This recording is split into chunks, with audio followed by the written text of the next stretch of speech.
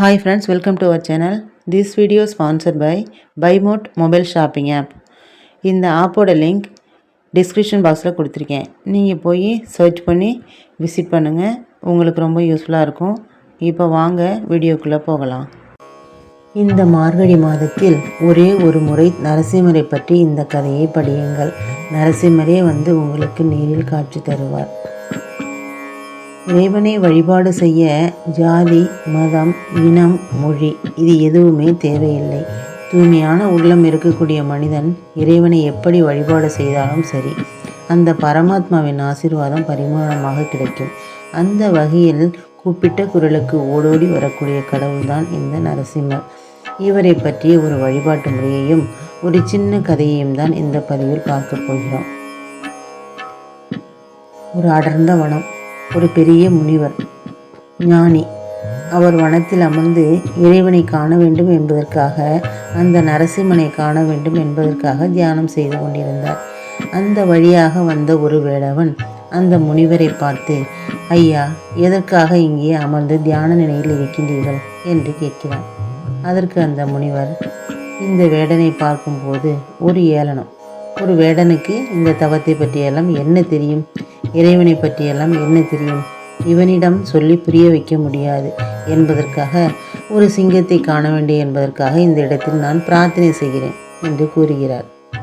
ஆனால் அந்த வேடன் சர்வசாதாரணமாக, சிங்கம் தானே ஐயா, அந்த சிங்கத்தோடு தான் நான் தினம் விளையாடிவிட்டு வருகிறேன் என்று சொல்லிவிட்டு, ஒரு நிமிடத்தில் அந்த சிங்கத்தை அழைத்து கொண்டு வருகிறேன் என்று சொல்லிவிட்டு அந்த இடத்திலிருந்து கடகடவென்று கிளம்புகிறான்.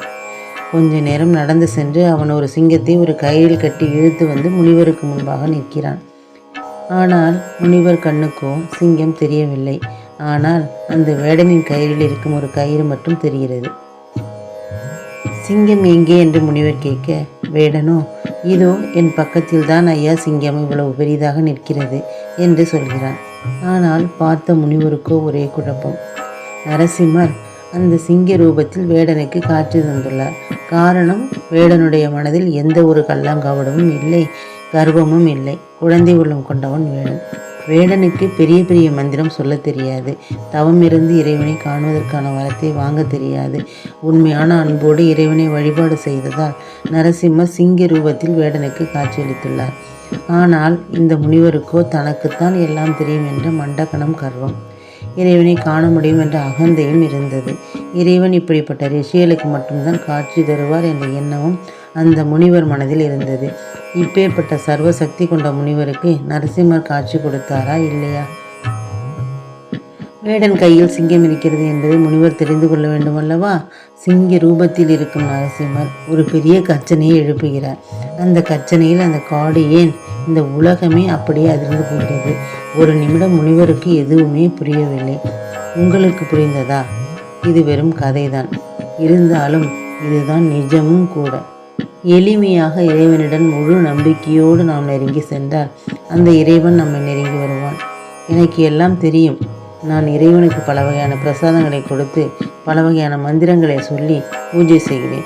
என்னால் மட்டும்தான் இறைவனை காண முடியும், எனக்கு மட்டும்தான் இறைவன் ஆசையை வழங்குவான் என்ற கர்வத்தோடு இறைவனை வழிபாடு செய்பவர்களுக்கு மட்டும் இறைவன் சொந்தம் கிடையாது. இதற்குத்தான் ஜாதி, மதம், இனத்திற்கு அப்பாற்பட்ட ஒரு சக்தி இறை சக்தி என்று சொல்கிறார்கள். நீங்களும் தினமும் இந்த நரசிம்மரை மனமுருக வழிபாடு நம்பிக்கையோடு செய்து பாருங்கள்.